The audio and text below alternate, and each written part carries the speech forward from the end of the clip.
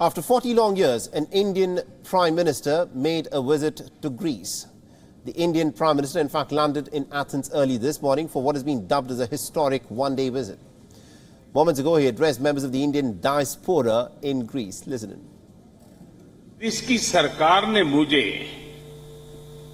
Greece का सबसे बड़ा नागरिक सम्मान भी दिया है।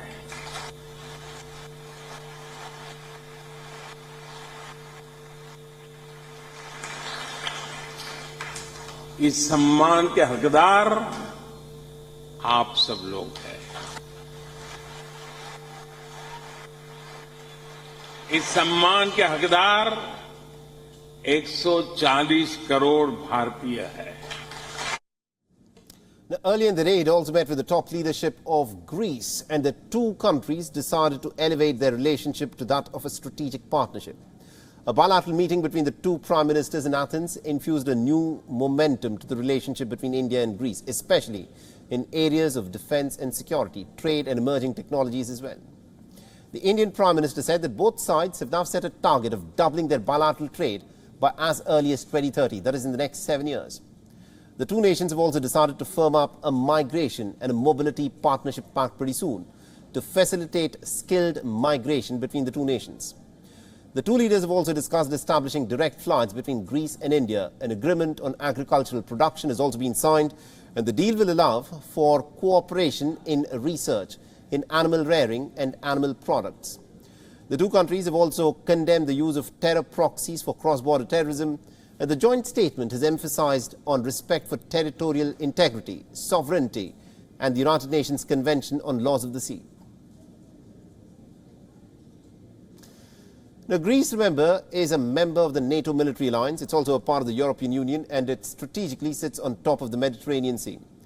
And Athens is more than willing to, in fact, act as India's gateway to Europe with enhanced utilization of Europe's largest Piraeus port. Now, India can, of course, boost its trade not only with Greece as envisaged today, but also with all of Europe and Russia. Now, the Indo-Greece bilateral trade stood at over $1.4 billion American dollars. India mainly exports aluminium, organic chemicals, fish and iron and steel to Greece, amongst other things. Meanwhile, Greece's top exports to India are minerals, fuels, mineral oils and products, sulfur and aluminium foil. Now, the countries now aim to double their trade in less than 7 years. And I earlier spoke with India's former ambassador to Greece, Ambassador Dilip Sinha, who joined me live on the broadcast, and this is what he had to say on this issue. It is a mystery why it has taken so long for an Indian Prime Minister to go to Greece. 40 years is a very long time. Now, Greece is a mid-sized European economy, but Greece has its own importance. It is the largest country in the Balkans. It is the gateway to the Balkans.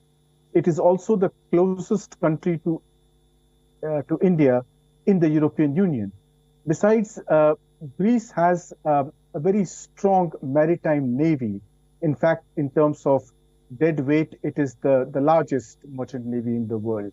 So although it's as I said, it's a mid-sized economy, its merchant navy is extremely strong.